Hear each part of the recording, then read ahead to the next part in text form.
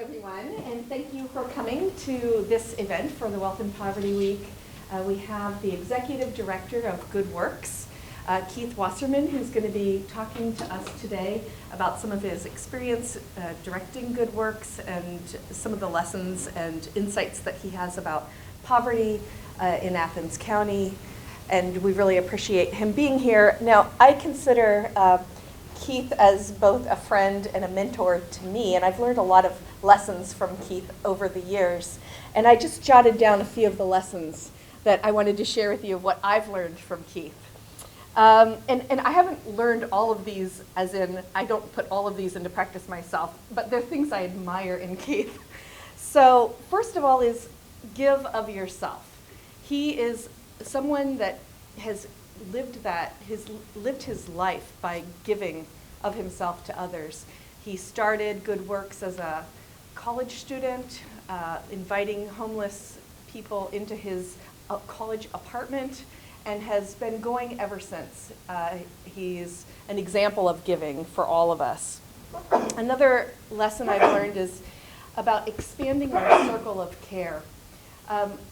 When you think about like someone that is in need and someone you'd like to help, how many people in your own specific circle can you reach out to that maybe meet that criteria? Do you interact with people that are at a different socioeconomic level from you? And the notion of trying to live our lives in a way that we expand our circle of care is something that I've really benefited from Keith in thinking about that. Another lesson is listening. Keith is great at listening to other people and valuing what others have to say instead of you just always doing the talking. I probably haven't learned that one well enough, but learning, a lifetime of learning, where always having that intellectual curiosity to add to your knowledge base. Every time I talk to Keith, he's always got some new idea and something that he's trying or thinking about. And I really admire that about him. Another thing is don't do for other people, but just be with other people. It's not always about like serving and being in a position of power where you are doing something for someone in need, but just simply being with people is an important lesson that I've gotten from Keith. Refresh yourself and your ideas constantly.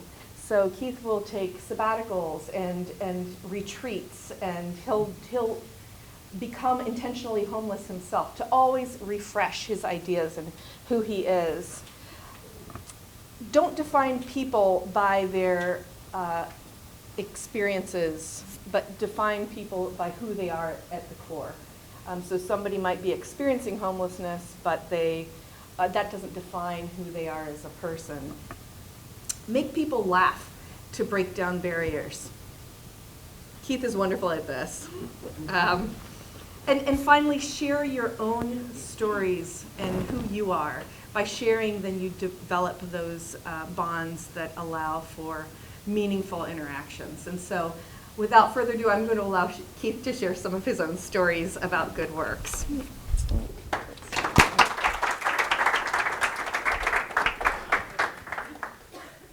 Thank you, and thank you for the opportunity to share a little bit about my journey and the work that we as a community are doing here in Southeast Ohio.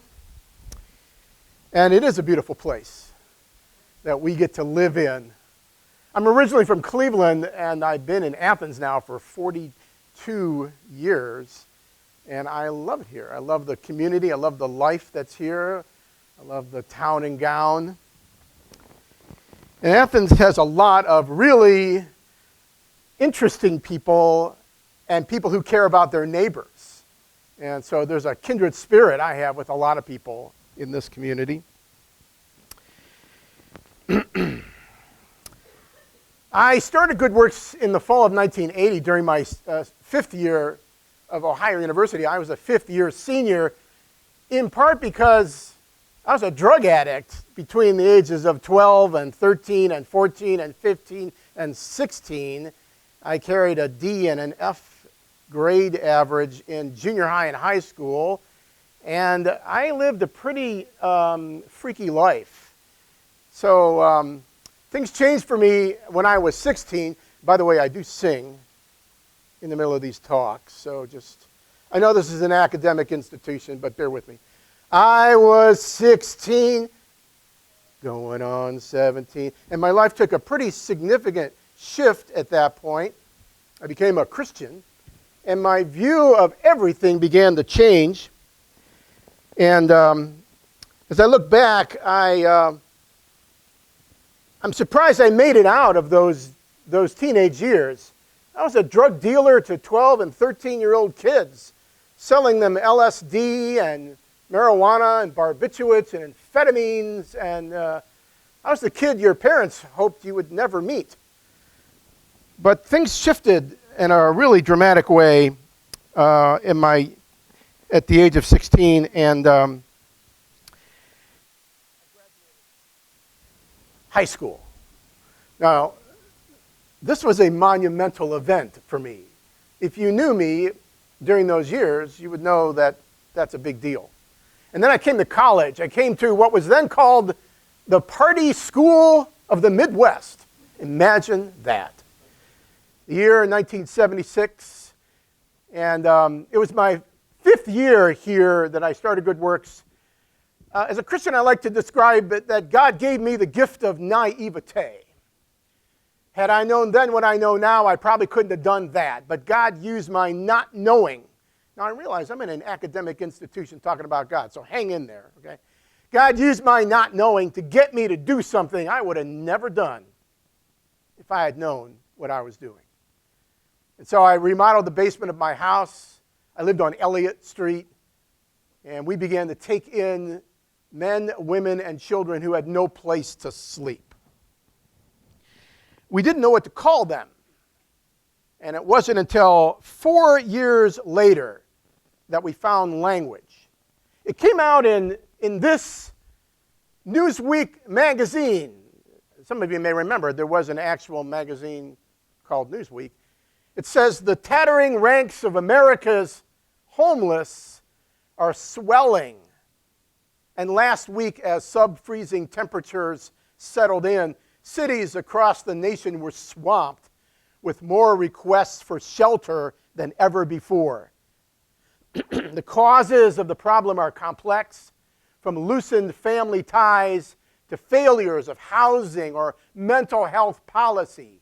So far, January 4th, 1984, so far, attempted solutions have proved inadequate or wasteful. And now we had the language. It's interesting that we were doing this, taking people in. I say we because I started in January of 81, and I got married in September 26th, to be exact, of 1981, and we ran this thing out of our house. We were volunteers. We worked other jobs. We opened the thing at 7 at night. We asked people to leave at 9 in the morning.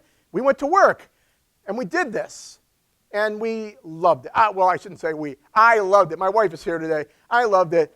I was running on zeal. It was fun. It was interesting. I liked helping people. I loved learning about people. And we were discovering this world of people who were homeless. And we don't use that word anymore today. At least when we can, we try to avoid the language or the phrase homeless.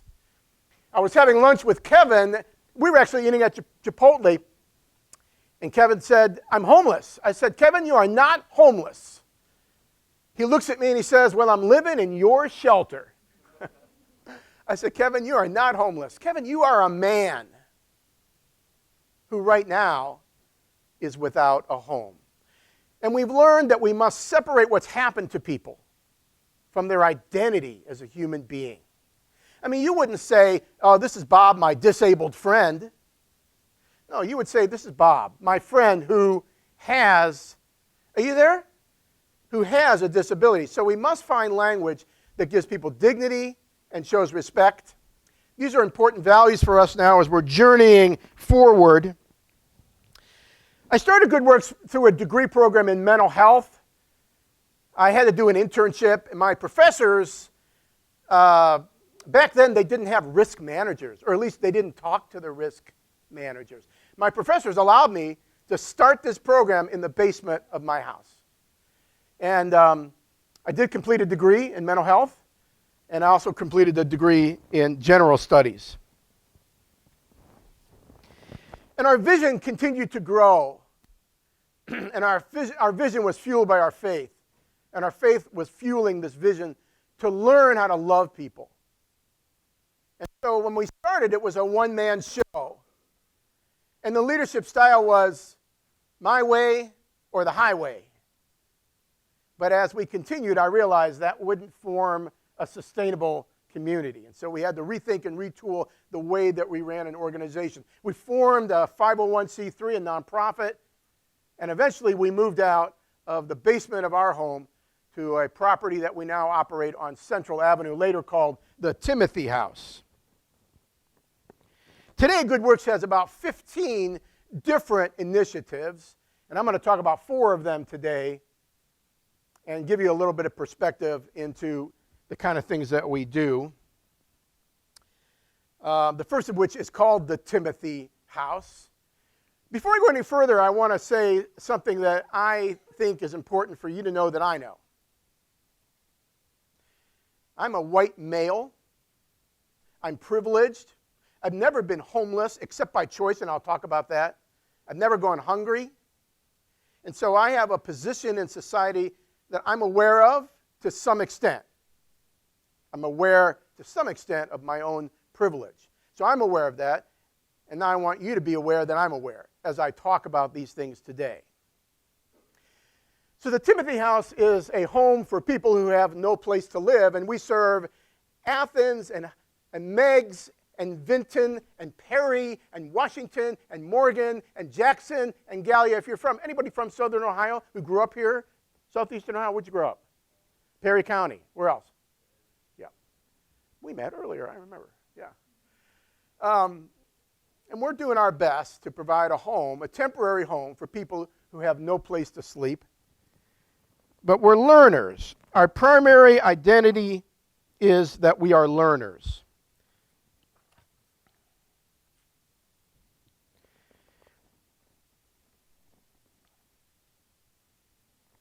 For 30 years, from 1984 to 2014, we operated an emergency shelter. And then in 2014, we shifted and we stopped taking people on an emergency basis for several reasons. One is we had a massive fire. We had to relocate everything to another property. We had to rethink the ways in which people came in to the Timothy House. And then it was renovated and fixed up, and then we had to restart, and we realized that it was not any longer sustainable for us to do emergency shelter, in part because we're exclusively a private donor-based organization. We did receive state funding for about 23 consecutive years, and on the 24th year, we turned it down. It was about a third of our budget for operating the Timothy House. We turned it down because the state of Ohio was asking us to violate our own conscience by doing things to people that we didn't feel were ethical in exchange for getting their money. Well, maybe during questions and answers, we can talk about that. So we shifted to a home for people without homes, and we no longer operate by an emergency basis. Well, I did not understand really what it was like to be a person experiencing homelessness until I became homeless by choice. I ended up making 11 of these journeys into 11 different cities in the United States, from Lexington, Kentucky, to Tulsa, Oklahoma, to Jacksonville, Florida, to Pittsburgh, Pennsylvania, to Akron, Ohio, to Cincinnati, Ohio, to Louisville, Kentucky, to Charleston, West Virginia, and a few more, each of which a 3 to 4 day excursion into the world I call one of them. And it feels differently when you are one of them, and you realize that you're now in a system in which you go to bed when people tell you to go to bed, you eat what people tell you to eat, you operate by rules that people give you. There are relationships that you don't really want to have in those settings, and it's stressful, and it's difficult, and it begins to pressure you to turn into someone that you yourself don't like. It forces you to compromise your sense of ethics and morality at times. And these experiences have helped me to step back and rethink how we're running a shelter. They've been so critical. It wasn't until I got my day labor job in Lexington, Kentucky, learning how to strip tobacco. This was 1989, the first of these journeys.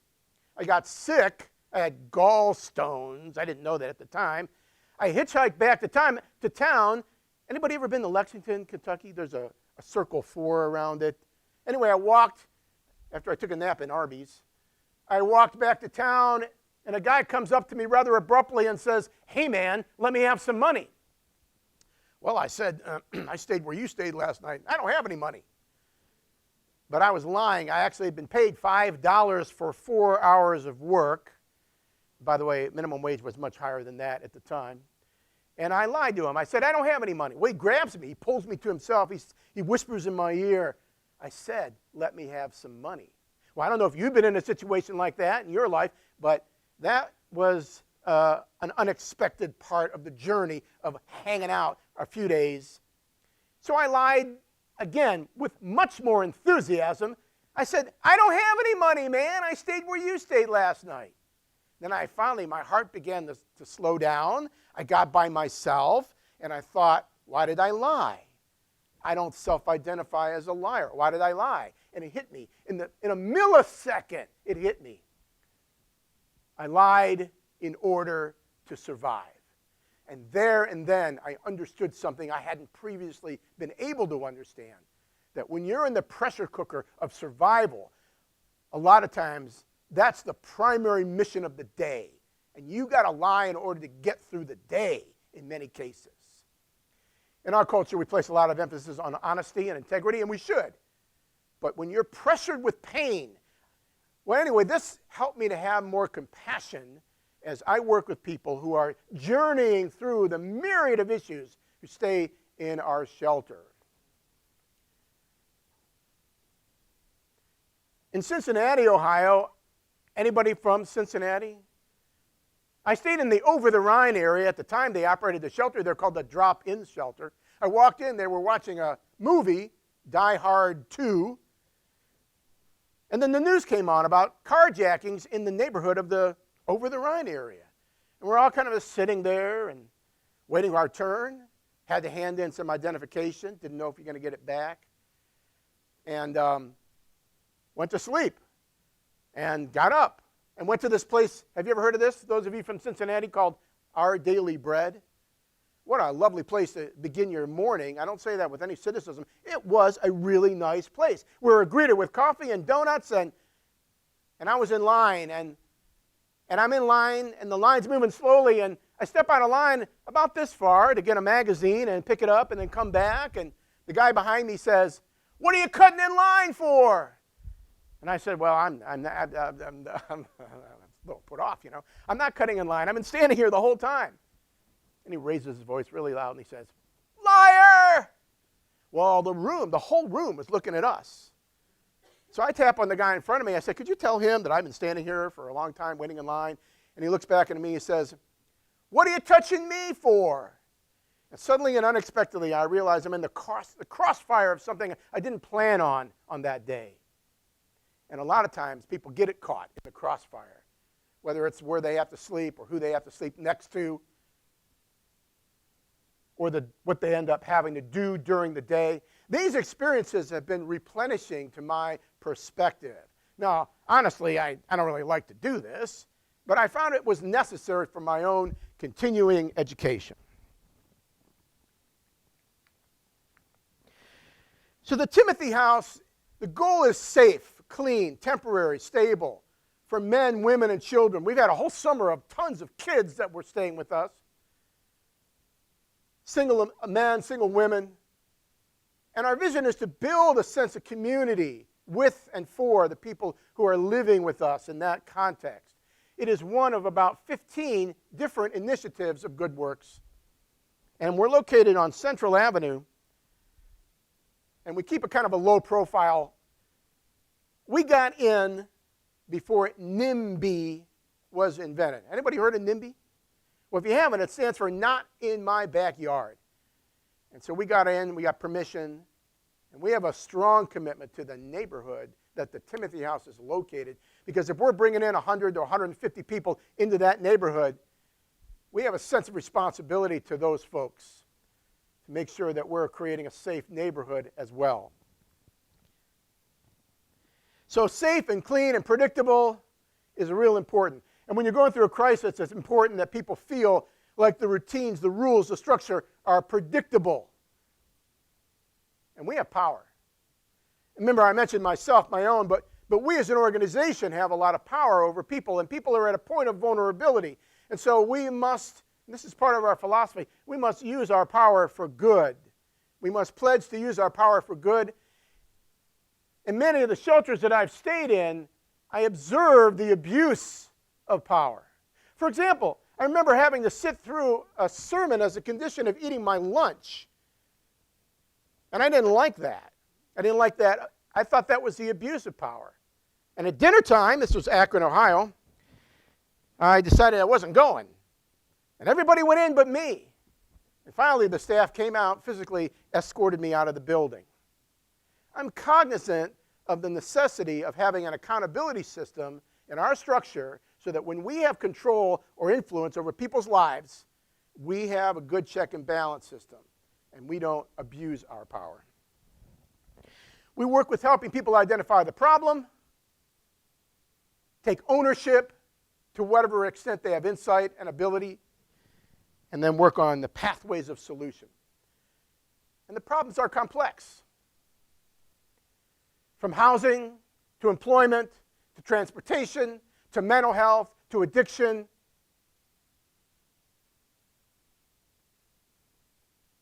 And so we greet people with compassion. We start with compassion. We start with building a relationship of trust. All the food that goes to Good Works is donated. We're so thankful. We live in a very generous community. Ohio University plays a role in that donation. And we recognize that this is a trust, and so we want to be good stewards of all the food that we receive. One of the things I learned when I was homeless by choice is that you don't get to pick what you eat.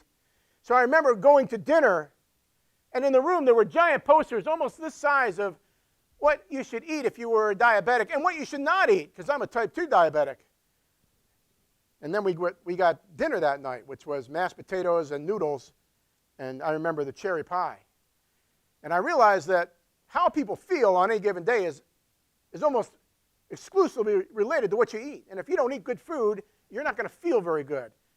And so at Good Works, we tried to step back and rethink and try our best to help people find nutritional food that makes them feel good and taste good. And we're caught in the crossfire of poverty and justice. Poverty and justice. Charity is what I meant to say. Charity and justice. People applaud us for the work we do. And I'm grateful because the work is hard.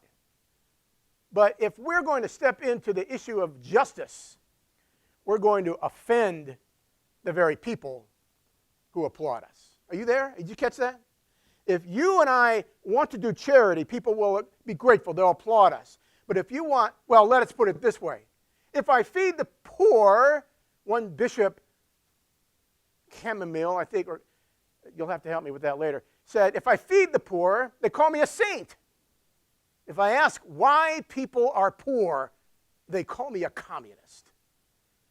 And so we wrestle in these two worlds in our philosophy of caring for people between charity and justice.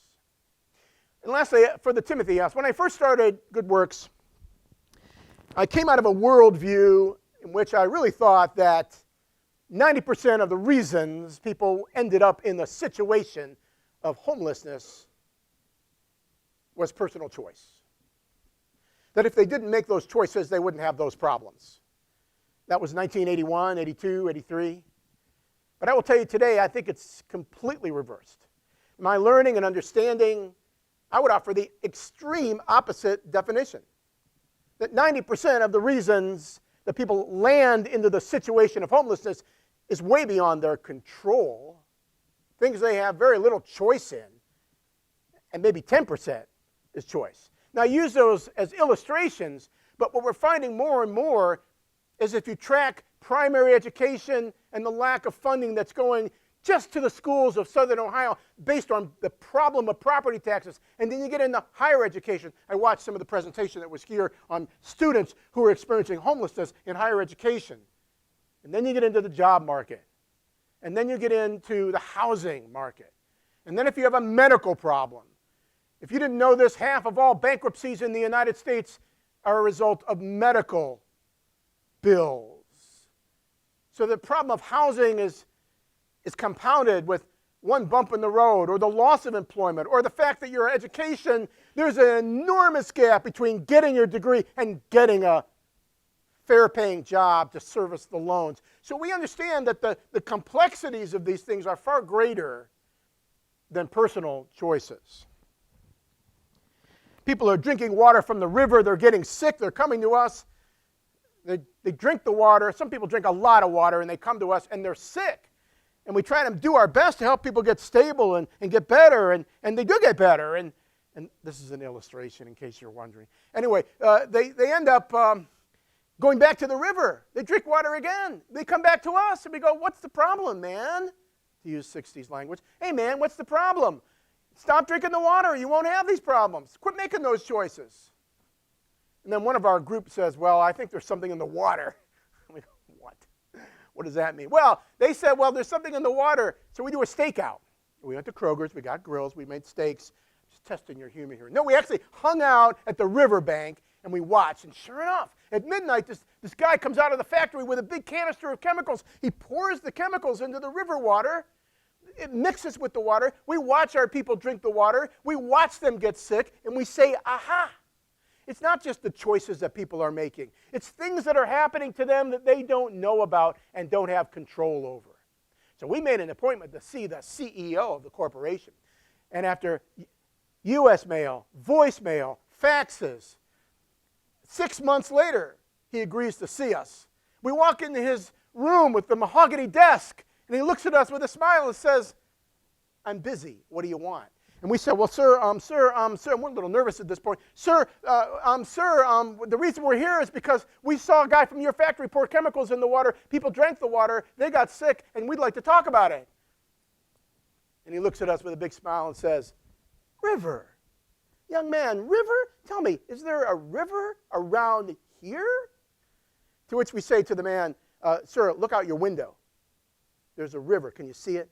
And suddenly and unexpectedly, we realize we're in something far larger, far more complex, far greater than our capacity to solve a problem. And this is a real story. It happened in Pennsylvania. It's called Love Canal. And so the Timothy House is a safe, temporary place. It's one of our 15 initiatives. And we'll take questions if you have any, but I'm going to move on until I see some hands. The next thing I want to talk about is Friday Night Life. So Friday Night Life was developed. Oh, go ahead.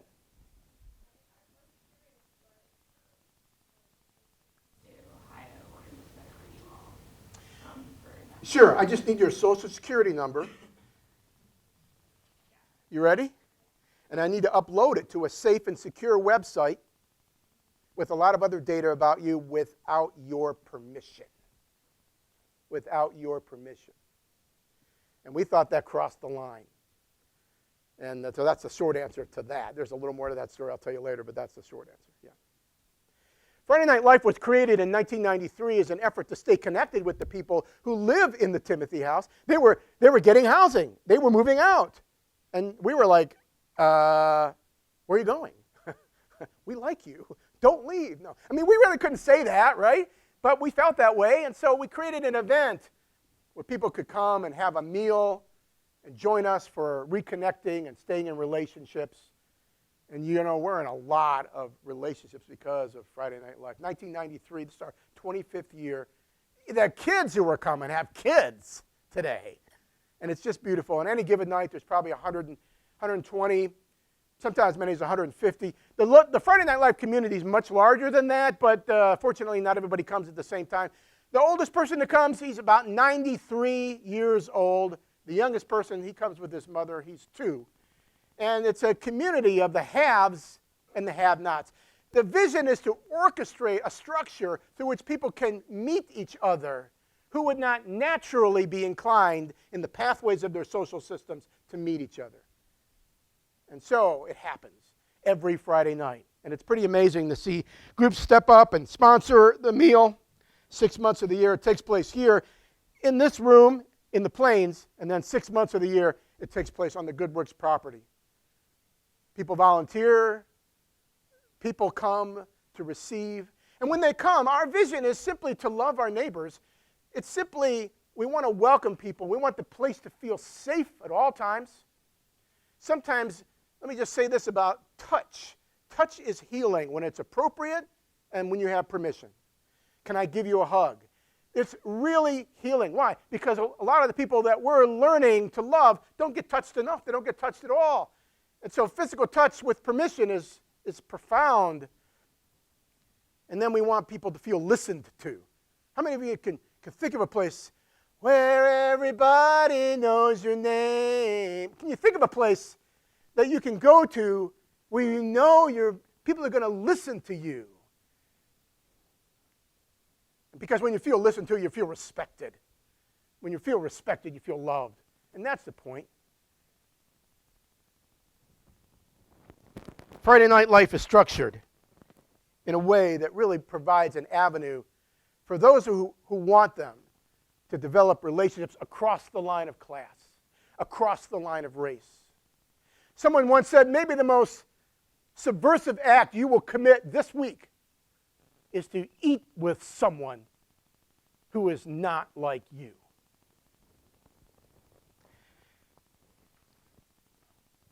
And we value presence. So much of our culture moves the service-oriented person into doing for. Dr. Paxton mentioned this at the beginning. We believe that doing for has value, but doing with has value, and being with has value.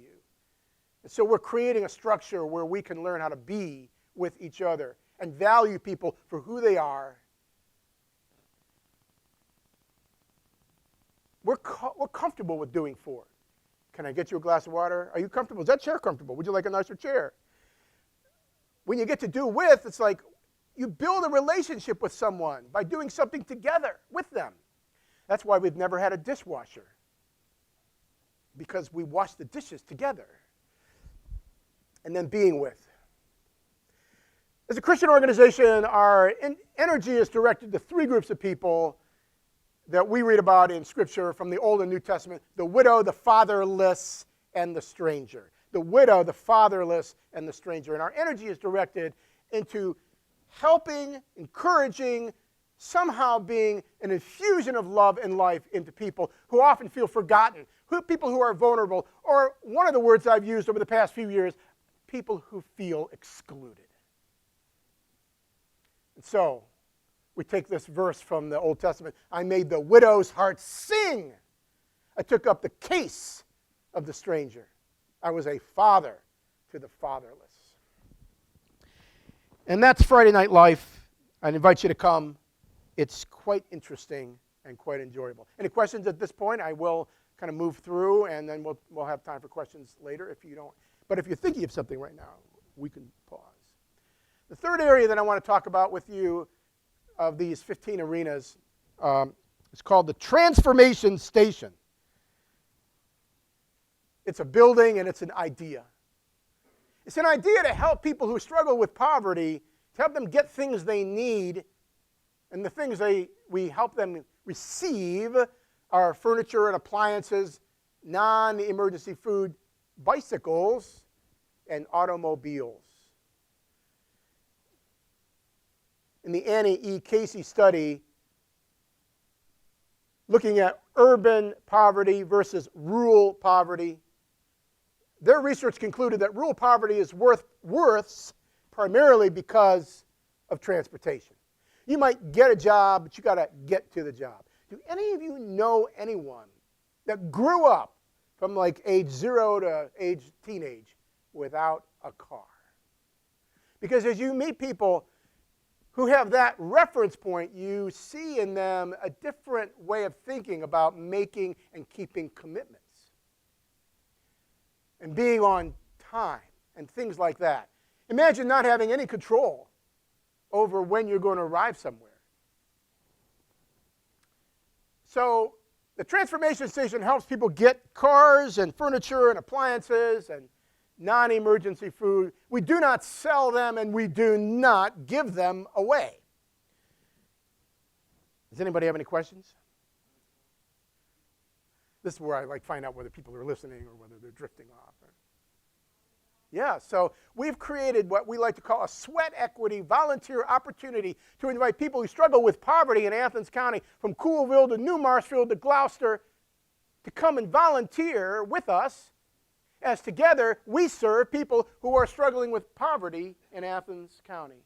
And by inviting them to volunteer with us, we clothe them with dignity. We elevate their status from needy to a new status of volunteer.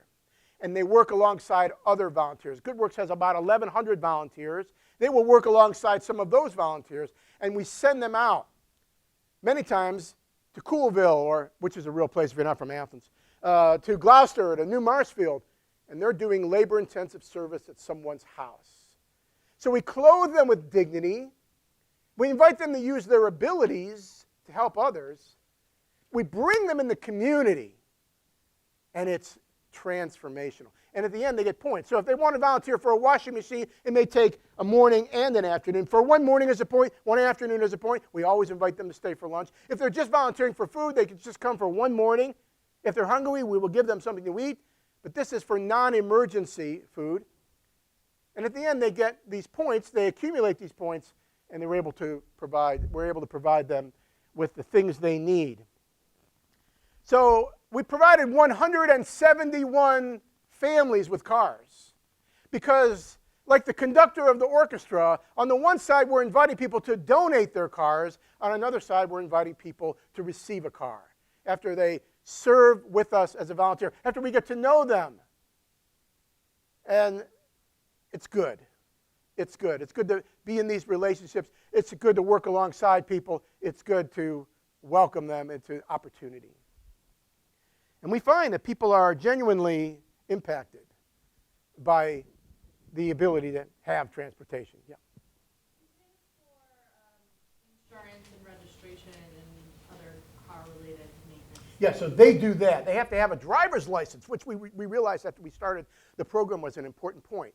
You know, we're learning how to do this. So yes, they have to have a driver's license. They have to pay. They have to be able to afford their own insurance. Mostly it's liability, and then their own registration. Yeah, that's the condition. Now, they may call us or contact us in February, but we, in all likelihood, wouldn't see them till the following year because the waiting list is long. We don't have that many cars. So they've got plenty of time to plan for the cost of registration, get a driver's license if they don't have one, and et cetera. Yeah, insurance. Good question.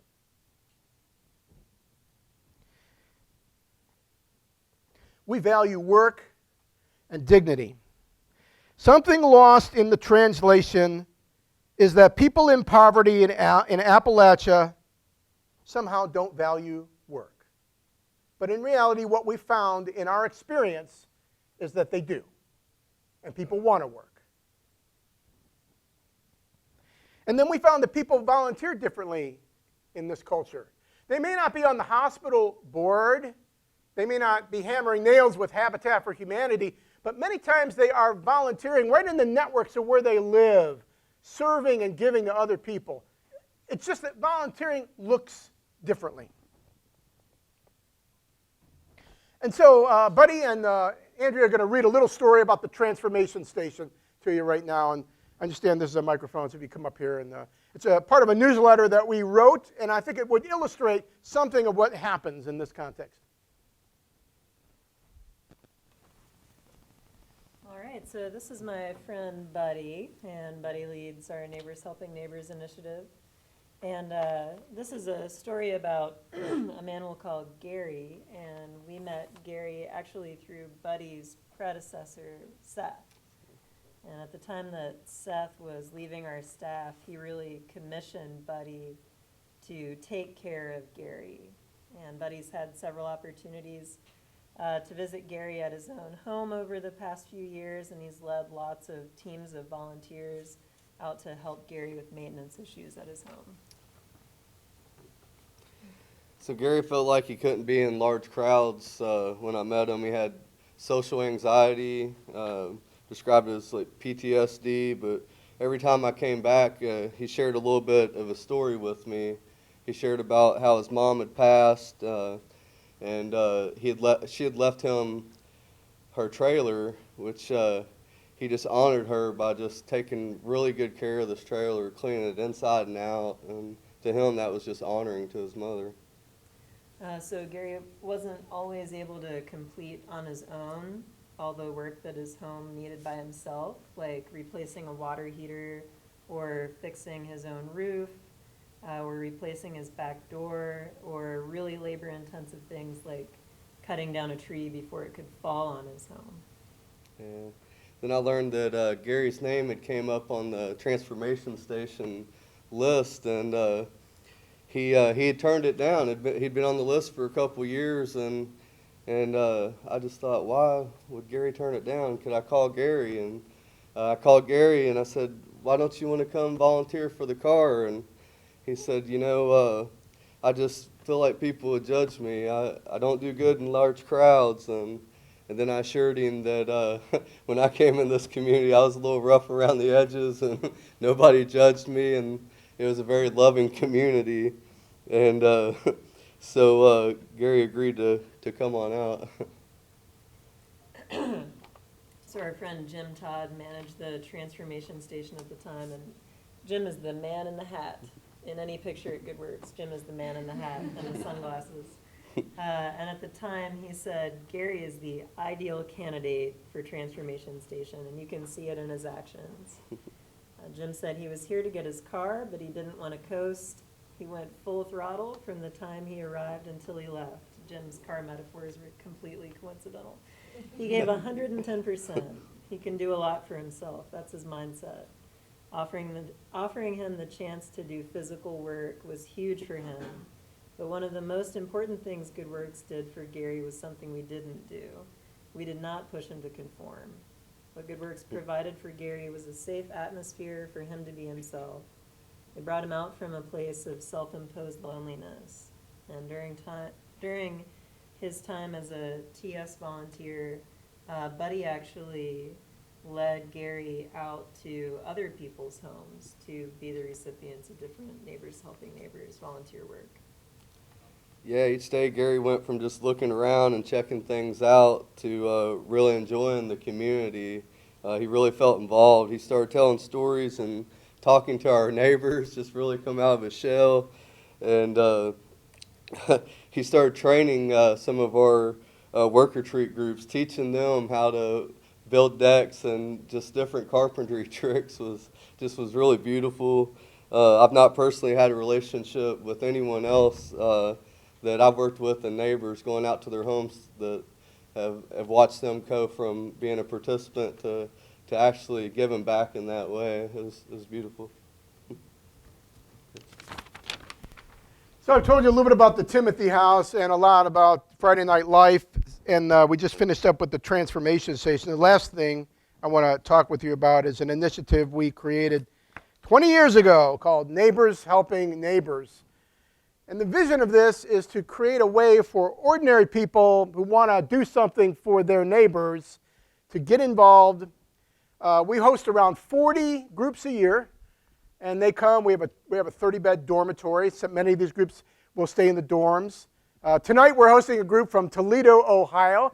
They're mostly retired teachers, and they've been coming for 7 or 8 years, maybe longer. And they'll be here. There are about 20 of them, and they're one of the 40 groups that come. And then we'll be sending them out to mostly the homes of widows or people who struggle with a disability or struggling with aging issues. The other thing we do through Neighbors, we created Good Works Gardens, and this year we had 15 gardens in the county, helping people to grow food at their homes and giving them a platform for generosity. For how many zucchinis can you eat yourself during zucchini season? You must find ways to give some of them away.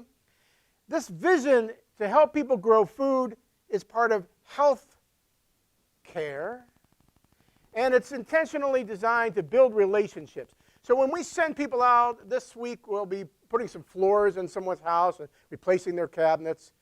What's important is that we have 1 or 2 people that are there just to be, not to do. Just to visit. Just to have some conversation with the person whose house we're at. I'd like to say a few words about vision for the future, and then I'll take some questions. I'm halfway through, just so you know. I wrote a lot about philosophy, and we haven't gotten to that. So if your questions are, tell me more about the philosophy, we could do that during the question and answer side. I have like 12 different points. But our vision for the future is basically sustainability. We're a donor-based organization. And integrity has to be our program. And so sustaining what we're doing is really the focus of my leadership, not only financially, but the things that people donate to us, the volunteers that we have. As I mentioned, we have about 1,100 volunteers. There's about 20 staff now. And we're immersed into the lives of a lot of people. And sustaining it is clearly the vision for the future. In the spring of 2019, we will build a new facility to create a new form of hospitality. Basically, we have 5 different expressions of hospitality. We operate a retreat cabin. We operate a bed and breakfast. Some of these things are on our website. We have a guest house. We have a home for people who have no homes. And we're going to be creating a new way of doing hospitality as we build a new facility in the spring of 2019.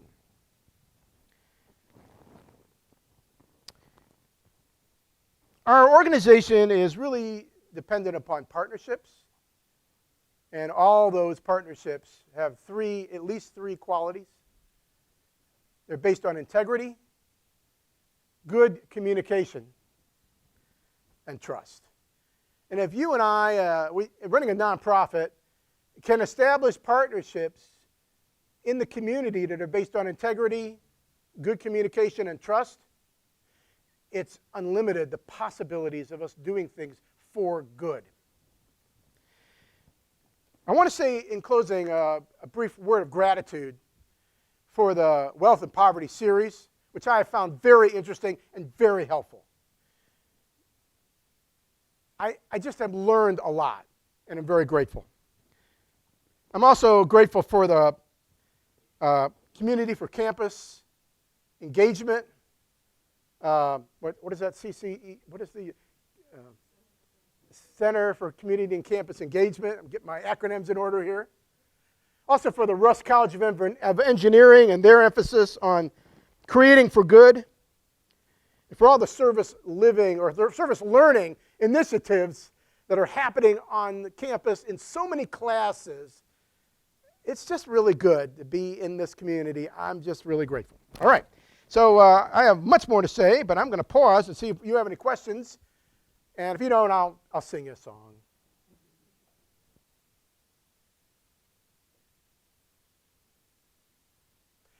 You only get 3, and this is your third one. I'm kidding. Go ahead. Yeah. Okay. Okay, I'm not really sure exactly how to say this, but when you put yourself in homelessness and went to different places, did it ever cross your mind that you could be taking away the opportunity for someone to stay in a house or something like that, and that could be actually counterintuitive to what your mission was? Well, it didn't initially cross my mind. It did eventually when I was in Pittsburgh, and the shelter was full, and I elected to voluntarily go to a place in Pittsburgh called the Hill District, which I'd never heard of at the time. We were put into a van, and we were bussed out to the Hill District, which they had a lot more room, and it was a lot more dangerous situation than the previous 2 nights that I'd stayed in the Light of Life mission on Northeast Avenue. But yeah, I've become cognizant of that. Yes? Yep.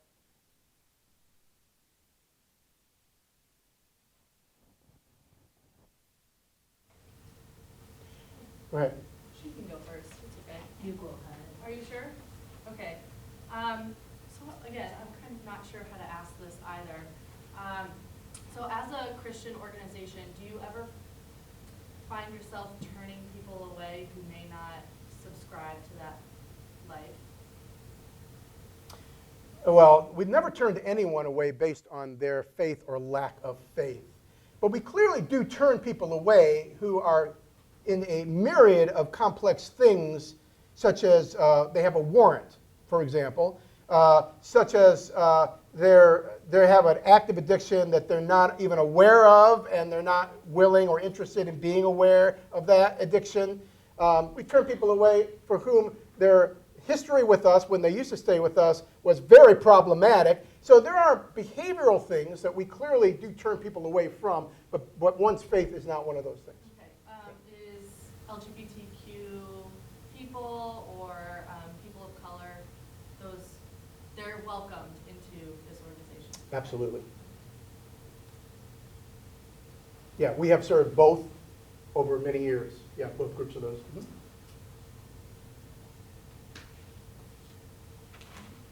Thanks a lot for your fantastic presentation here. How am I gonna say? What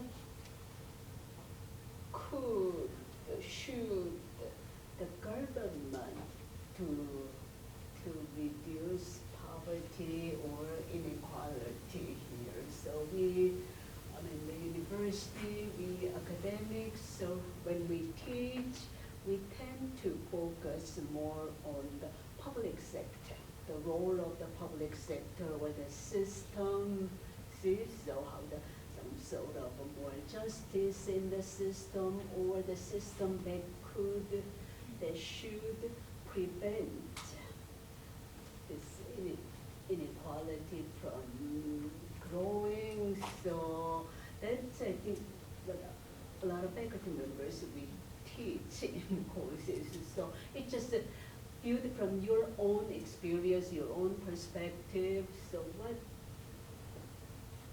what should the government do for this kind of Well, this is a large question. I've actually tried to stay out of I did this for many years, trying to figure out how to tell the government what to do, and I found that didn't make much difference. I have a lot of grief, if I could say, we look at the 1%, the 90%, the middle class, the shrinking middle class, the people who are struggling today economically, the rigged system, if I could be quoted on that, the rigged system passed by laws, and the idea that somehow because something is legal that it's morally right, and the confusion between those points. So we get into a lot of this in a personal grieving way. Right now the more complex issue is immigration and the grief that we feel against, I don't know about your family, my family were immigrants, So the things that are shifting in the government and have been, this is such a broad issue. I think that what I've tended to focus on what local government could do, and I find that overall the local government has been supportive of our work and has not created a lot of obstacles for us, at least not recently. But it's a really complex question as you deal with the haves, the have-nots, the power of the 1%, how the wealthy are getting more wealthy, how corporations are becoming like entities that have personal rights. I'm just bordering on some of the more complex things that I hesitate to get into because, well, it's going to take the rest of our time. But I have a lot to say about these things, and I have a lot of feelings. But I've tried to contain my voice to the particularities of what we're doing, going back to the issue of justice and charity, because I have a lot to say about the price of housing in our community. Or I have a lot to say about the situation of how certain, like there's a grocery store in Athens that never in my 38 years has ever once hired anybody living in our shelter, even though they've applied. So there is an economic situation here. There's a lot I can say about that, but I have to be careful that I am not unintentionally biting the hand that's feeding us. And we could debate that issue too, because there's a time, because it's important. So we try to do the speaking that we do, we try to do it on a personal level based on the particularities of what someone has experienced rather than a more global level. So let's see if we have any other more questions. And I've got some philosophy to do as well with you if you don't. Yes? Regarding charity, like what's your opinion about to whom it should be given, like to organizations or to people who are struggling with these scarce resources? Because for example, it's like when you pass by someone that is struggling with poverty, it's like sometimes you don't know if you should give them like money or if you should give them like, I don't know, food. So, like, what's your opinion on that? Like, what would be best for you? Like, someone else administering that money to, I don't know, to ensure that this money is, like, in your own opinion, good administered, or if the money should be given to those people who are struggling, so because they are the ones that know what their needs are. So it's like, what do you think about that? So I think it's a both and. I think it's important that we do help people individually financially, particularly as we know of the legitimacy of their particularities. And if it's very legitimate, then I think we should maybe consider to being even more generous. But we should wait until we know the particularities. And I think that organizations which are doing good in the community are worthy of people's contributions as well. So I think it's a both and. I do give to people periodically, and I try to give to organizations. We have a part of something that some of us are a part of, and we collect money. We try to give it away to people that we know. So I think that's an important component of what it means to love your neighbors. Yeah. I think it's a myth that everybody that's begging is somehow going to abuse those dollars and take it and use it on drugs and alcohol. But I think each person has to assess that for yourselves. The real issue that's more larger than that is, do we actually know people? Do we take the time to get to know people who are in that sense of need, that economic opportunity, that economic situation? Do we get the time? And what I find overall is that there's a deep sense of healthy pride in the Appalachian culture. People don't often want to display a lot of their neediness. People have a sense of strong work ethic, and they do not like handouts. Many of the people that we work, they don't want handouts. They want opportunities. Yeah. Topic, but it's still within my hands. I talked to a gentleman one time, and he has a dog, and he is struggling in kind of couch surfs is how he puts it. And he said that he does allow pets in, which I understand that is like a big commitment to add in. But for some people in that situation, like he explained and shared his story, that dog saved his life at a time. And like, have you ever thought of expanding in a way of that sense so people can bring their other half in? Well, it certainly is something that we feel limited in, grieve about a little bit. This is just one of many complex issues that reflect limitations. And pets can be unpredictable. You always think your pet is never going to bite anybody. That's just not the case. And there's lots of variables. Have we thought about creating ways for this to happen? We have explored this. It hasn't been something that's worked for us, but we have tried to explore ways that we could possibly help people. It does come up periodically. We do understand, and all I can tell you is that there are lots of unsolvable things that we just grieve about because we do care as well. Yeah.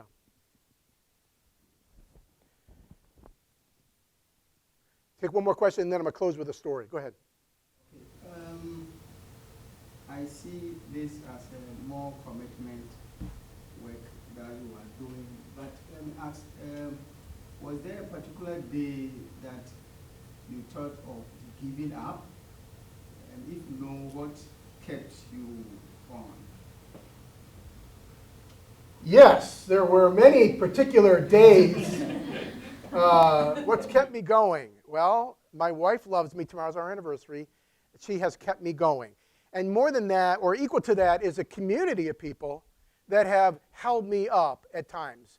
And I have a role to hold them up, and they have a role to hold me up. And there are many difficult days in which I lose perspective. And I will tell you that perspective is everything. And it is not an easy journey. But more importantly, I know that God has called me to do this, and that my relationship with God is the most significant force that sustains me in this journey. So let me close with a story. We got about 4 minutes. I could tell the story in 4 minutes. I was sitting down in my easy chair, and I heard the screech of the tires. You've heard this. At the other end of the screech was a thump. And then I heard this awful sound. You've heard it. Oh my, a dog has just gotten hit by a car. I rush out into the street, and there it is, a little golden retriever. It's a puppy. Its front legs are moving. Its back legs are not. And I'm like, what do I do now? So I do what anyone would do, right? I pick the dog into my arms. I look for my keys. I go, I'm taking this dog to the vet. I think, well, we have a dog. Where's the vet? I should know this. I'm a little disturbed at this point. I don't know how you would feel. And I'm on my way to the car. I'm just about to unlock it when the unexpected occurs. It bites me. Getting bitten was not part of the plan of helping the hurt puppy on this day. Oh, my goodness. I drop it. Oh, it might have lived. It might have lived had I not dropped it. I'm guilty. I'm in pain. I'm bleeding. It's bleeding. I'm bleeding. I'm losing perspective. And this happens. I mean, this is an analogy or a story, but this kind of thing happens. We go into these relationships with people with open hearts and generosity, and then something completely unexpected happens. And then it starts surfacing things in us, things that we thought were carefully placed in our history, just carefully fitted in our history, and now I'm bitten and I'm bleeding, and all that stuff in there is beginning to bubble up, and I'm not having an easy time controlling all the unresolved conversations and the unforgiveness that I haven't been willing to work on, and I'm losing perspective, and my coworker comes out. He puts on gloves. He learns from my mistake. Another coworker comes out, and she begins to bandage my arm. A third coworker comes out, and he stops traffic, or I'm getting hit by a car. And together, we help the hurt puppies of the world. And I've learned this, that the work that we're doing is hard, but it's doable if you do it in community, where you can work alongside people, enjoy them, let them enjoy you, and find the joy in the journey of learning how to love people. Well, something else is happening in the story. There's people who have come out of their houses. They're gathered on the tree lawn. They're looking down the street. They're watching us. There's like 4 or 5 people, and they're talking. And if you can listen into the conversation, this is what they're saying. They're saying, what kind of dog was that anyway? I heard it was a Siberian Husky. Oh, no, it's a golden retriever. Well, what kind of family did it come from? Its mother was obsessive and compulsive. Well, what was it doing in the street? The parents taught that dog to walk in the street. Wouldn't you know? And those people have a place in the world, and they're called psychologists. Across the street, there's a whole other group of people, and they're asking a whole different set of questions. How fast was the car going? What kind of a car? It was a Ferrari. What's a Ferrari? It was a teenage driver. Oh, we need speed bumps here. We don't. And those people are called sociologists. And there's a place for them. But we're on the front lines, and we're learners. And we are making mistakes. And we will make mistakes. And we're learning how to love people. And yibada yibada. That's a phrase I use to say it's over. But it's actually not original. It actually came, this is the end, by the way. It actually came from watching Saturday morning cartoons. Because I would often hear Porky Pig say, yibada yibada yibada yibada yibada. Do you remember what else? That's all, folks. All right, so thank you. Thank you, everybody. We're right on time.